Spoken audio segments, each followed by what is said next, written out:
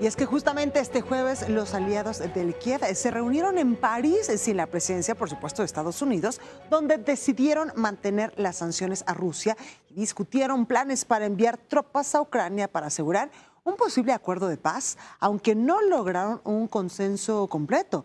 Francia y Reino Unido impulsaron la propuesta de enviar una coalición de voluntarios como una medida de disuasión para evitar nuevos ataques rusos, pero sin embargo, pues varios países, como por ejemplo Croacia e Italia, se opusieron a participar en el despliegue de tropas, lo que evidenció la falta de acuerdos entre los aliados europeos.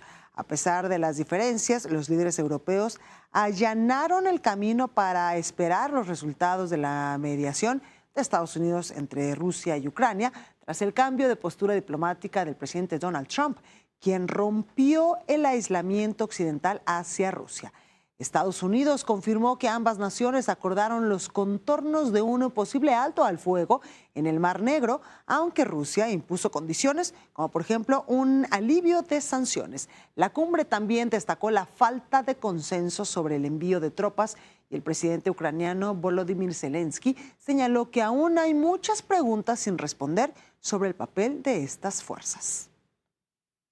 Y el Kremlin advirtió este viernes que podría reanudar los ataques rusos contra instalaciones energéticas de Ucrania si Kiev sigue violando el acuerdo de cese de hostilidades en este sector.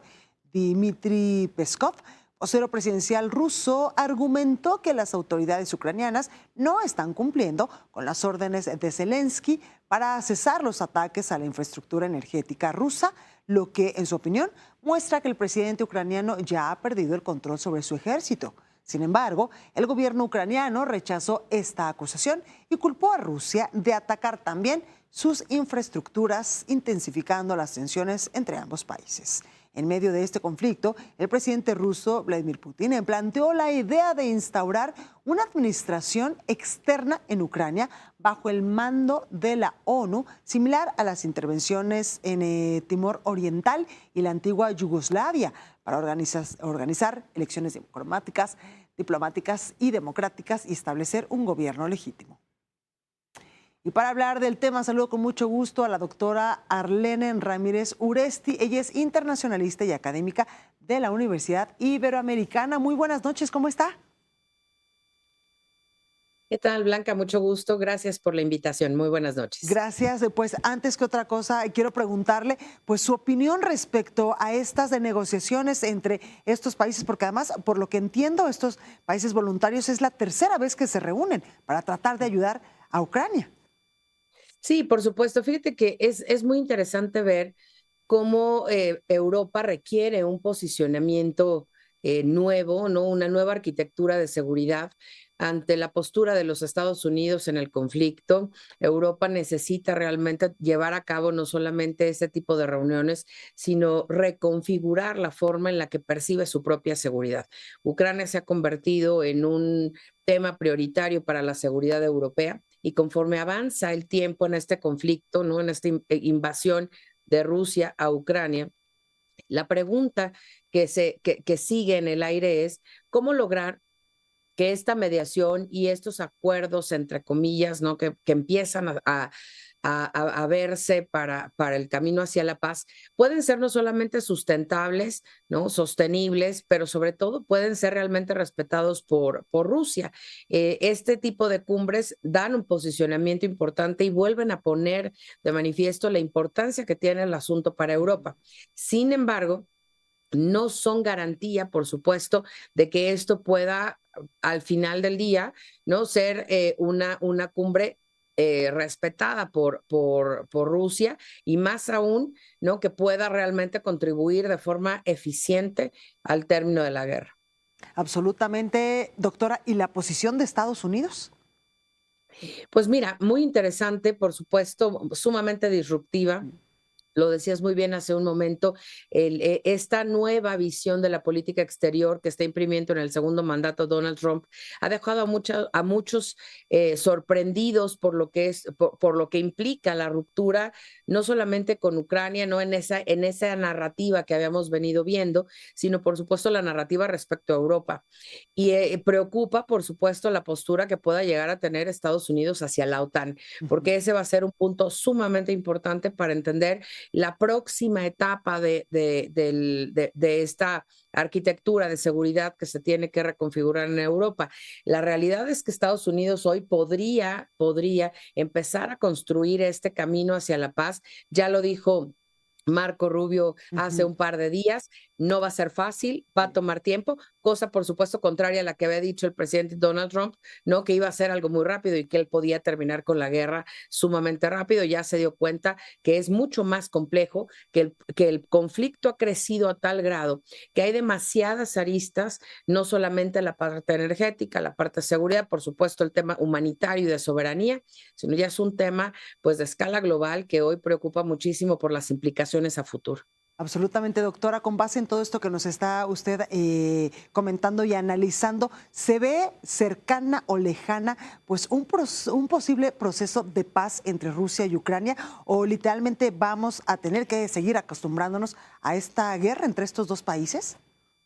No, yo esperaría que nunca podamos acostumbrarnos Sí, o claro. normalizar este tipo de conflictos, ¿no? Que eran totalmente innecesarios. Sí. Pero yo creo que va a costar trabajo, sobre todo porque lo que estamos viendo, y lo comentabas muy atinadamente, ¿no? La misma complejidad interna de Ucrania va a generar que poco a poco el conflicto, si no sea complejo ya lo suficiente hacia el exterior, ahora tengo una complejidad interna que sea lo que evite quizá que en el inmediato veamos un camino hacia la paz.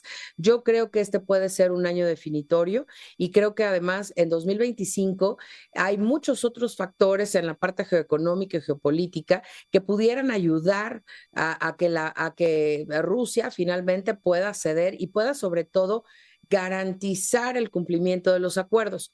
Creo que no va a ser sencillo, definitivamente, lo estamos viendo, ¿no? Pero creo que ahora las complejidades también se tienen que analizar desde lo que está ocurriendo al interior de Ucrania, y que por supuesto sería una tristeza que esa misma complejidad, el tema de las elecciones, el tema, Sí. ¿no? El tema humanitario, el desastre humanitario que hay, la catástrofe que está viviendo la población en Ucrania, pues por supuesto sean mucho más complejas que lo que pasa alrededor, como para no terminar el conflicto lo más pronto posible. Totalmente, doctora. Y también le quiero preguntar, hace algunas semanas se hizo viral y todo el mundo hablábamos de esta reunión entre el presidente de Ucrania, Volodymyr Zelensky, y el presidente de Estados Unidos, Donald Trump, donde incluso se le hicieron pues varias lecturas a esta reunión, a estas fotografías, a este encuentro que tuvieron. ¿Eso usted cómo los vio? ¿Positivo, negativo, o era fundamental o innecesario que el presidente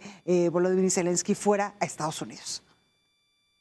Yo creo que fue una reunión completamente fuera de lugar, Ujú. ¿no? En temas del derecho diplomático, Claro. pero además del protocolo, completamente fuera de lugar. Creo que jamás habíamos visto ese nivel de falta de respeto a un líder mundial en la Casa Blanca. Totalmente. Sin embargo, creo también que en la política no hay coincidencias Ujú. y que todo esto ha permitido de alguna forma que las conversaciones rumbo a un posible acuerdo empiecen a tomar otra dinámica. Llama muchísimo la atención que después de esto Estados Unidos siga siendo considerado incluso por Europa, incluso dicho en la reunión, en esta cumbre de Francia, como el mediador en el conflicto, Sí, cuando en realidad a partir de una reunión como la que vimos, ¿no? Y que más de uno levantamos la ceja por lo que vimos en la Casa Blanca que jamás claro. habíamos El visto lenguaje antes, no verbal hoy, era de mucho exacto. análisis. Totalmente. Lo que implicó para el presidente Zelensky, para su propia embajadora, o sea, estar viendo todos estos símbolos a través del Ujú. lenguaje no verbal, ¿no? Creo que nunca hubiéramos esperado quizá que Estados Unidos siguiera teniendo este rol tan preponderante en las conversaciones hacia la paz. Y eso entonces me lleva a pensar que en realidad estamos viviendo pues ya no el nacimiento, ¿no? Pero sí los primeros indicios de un nuevo orden internacional que va a estar determinado por intereses geoeconómicos y que en realidad las instituciones y los organismos internacionales pues tendrán que evolucionar, tendrán que dar un paso hacia adelante para poder adaptarse a estas nuevas narrativas que estamos viendo. Absolutamente, ya veíamos ahí el presidente Donald Trump que nos amenaza un día sí y otro no con los aranceles. Exactamente.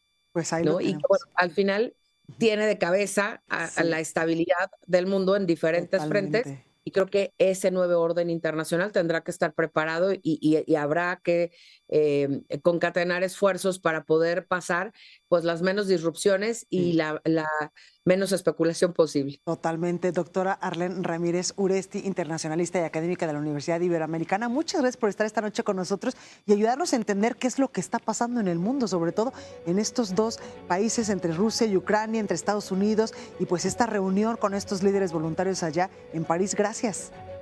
Al contrario, muchas gracias por la invitación, Blanca. Muy buenas noches a ti y a tu auditorio. Hasta luego. Gracias.